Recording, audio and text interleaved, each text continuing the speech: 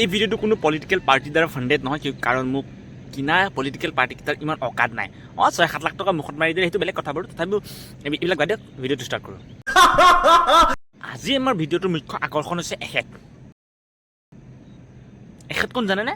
না না না না না, এখেতৰ আৰু এটা নাম হৈছে চেনিৰাম। কাৰণ এখেতে পুৰুষক যিদৰে মানে এইটো সময়ত আওকাণ কৰি আছে, পুৰুষে পুৰুষক আওকাণ কৰাটো বাৰু বেলেগ কথা। চিম্পল কথাত ক'বলৈ গ'লে মহিলাখিনিক পতাই খুব ভাল পায়। পটককৈ পুতি যায় যে, আৰু মহিলাখিনি কোৱাৰ পিছত জানো পুৰুষখিনিয়ে বেলেগ কাৰোবাক দলত ভুটীয়া কটি দম আছে জানো? নিৰ্বাচন অহাৰ লগে লগেই আমাৰ মহিলাসকলৰ কেতিয়াবা লোন মাফ কৰি দিব, কেতিয়াবা কিবা কৰি দিব, কেতিয়াবা কিবা কৰি দিব, আৰু যেতিয়া নিৰ্বাচন যাব তেতিয়াই ঘূৰাই নাকত নাকি লগোৱাৰ দৰে সিহঁতৰো মানে টাৰ্মছ এণ্ড কণ্ডিশ্যন লগাই মানে হৈ গ'ল আৰু। क्यों हिला डाला ना? কাৰণ এই এজেঞ্চি সোপাক যে পইচাকেইটা দিব, কাপ বাপেকক ঘপা দিব। एकदम इन्होंने वक्त बदल दिया, जज्बात बदल दिए, जिंदगी बदल दी। ओ भाई मारो मुझे, मारो मारो मुझे, मारो मारो। नहीं ये मजाक हो रहा है, एक सेकंड यार, मजाक हो रहा है। যেতিয়া পৰিস্থিতি গৰম হ'ব, মাইকী মানুহবিলাক আৰু মোৰ মাথা গৰম হ'ব, মাইকী মানুহবিলাকে ওলাই আহি যেতিয়া মামাৰ বিৰুদ্ধে প্ৰতিবাদ কৰিবলৈ ল'ব, তেতিয়াই হিমন্ত বিশ্ব শৰ্মা ডাঙৰীয়াই আৰু এটা আঁচনিলৈ মুখত মাৰি দিব মাইকীবিলাকৰ। মানে এতিয়া আৰু বহি বহি খোৱাতহে জোৰ আৰু বাইদেউহঁতৰ ন। হেমন্ত মামা I love you, I love you. আইও বেলেগ ভাল লাগিছে নহয়, মামাই আমাক একদম গোটত আত্মসহায়ক লাখপতি বাইদেউহঁতক 10 হেজাৰকে পইচা দিছে। ভাল লাগিছে নে? লাগিছে। ইয়েছ, ছোৱালীসকল হয় বহু ক্ষেত্ৰত কমজুৰি। পৰুৱাতে দেখিলে যিহে হোৱা দোৱা কৰে, জেঠাতে দেখিলে যেনেকৈ দৌৰা দৌৰি কৰি পিনে গোটেই ঘৰখন একেবাৰে ৰজন জনাই পেলায়। তেওঁলোকক শাৰীৰিকভাৱে মজবুত কৰাটো দৰকাৰ, কিন্তু মেণ্টেলি নাই, এইটো বেছি হৈ গ'লে। এইটো মেণ্টেলি কেতিয়াও ষ্টেবল হ'ব নোৱাৰে। এটলিষ্ট ইমানখিনিত আৰু শাৰীৰিকভাৱে সক্ষম হ'ব লাগে যাতে 5টা-6টা ল'ৰাই ধৰিলে এটলিষ্ট সেই জেগাৰ পৰা বাচি ওলাই আহিব পাৰে। কিন্তু শাৰীৰিক চৰ্চাৰ ক্ষেত্ৰত কিমানখিনি মানে মই কি ক'বলৈ, মোৰ মনোভাৱটো আপোনালোকে বুজি পাইছে নহয়? বাছ হ'ব ইমানেই। মানে ছোৱালীসকলৰ নামত সুবিধা।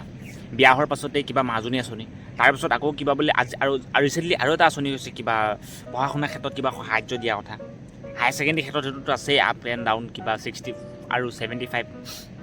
তাৰপিছত আকৌ কিবা আঁচনি, বিয়া হোৱাৰ পাছত আকৌ তেওঁলোকক বিয়া হৈ চৰকাৰে বোলে দায়িত্ব লয়। সেইটো বাৰু পোৱাজনৰ ওচৰত নাপায়, সেইটো বেলেগ কথা, বেলেগ এটা টপিক। মই এইটো কথা বিষয়ে বেলেগ একো নকওঁ। বিয়া হোৱাৰ পিছত আকৌ মাইকীবিলাকক 1 লাখ টকা লোন দিয়ে। মতাবিলাকে বাটাও, আমি 1000 টকা লোন এটা ল'বৰ কাৰণে গোটেইখন হাহাকাৰ ঘূৰি কোনোবাই নিদিয়ে, কিন্তু মাইকীজনী বিয়া পতাৰ পিছতে আমি 1 লাখ টকা চুবলৈ পাওঁ। সেইটো পিছত তোমাৰ ধাৰ মাৰোঁতে কোটি টকা একদম ইমান কণ হৈছে, এইটো বেলেগ কথা। কিন্তু হ'লেও তাৰপিছত আকৌ মাইকীবিলাকে অৰুণোদয় আঁচনিও পায়। বাটাও ভাই, এনেকৈ পৰিস্থিতিত তুমি মাইকী চলিলে নহয় কেনেকৈ চলিবা কোৱা? উপায় নাই ন। গোটেই সংসাৰখনত কিবা যদি মানে ইকুৱেলিটিটো মজাক হৈ আছে, সেইটো হৈছে জেণ্ডাৰ ইকুৱেলিটি। কাৰণ ভগৱানে যদি ইকুৱেল বনাব বিচাৰিলে তেতিয়া ভগৱানে ইকুৱেল বনালে, আমি কোন চুদুৰ ভাই কেলা আমি মানে জেণ্ডাৰ ইকুৱেলিটিৰ নামতবিলাক বাকচদি কৰি থাকিবলৈ আহে। কেতিয়াবা কিবা ল'ৰাই যদি পাৰে ছোৱালীক কিয় নোৱাৰিব? আবে কেলা ল'ৰা ছোৱালীক যদি 60% যদি স্কুটি দিব পাৰে, ল'ৰাবিলাকক কেলৈ নিব নোৱাৰে?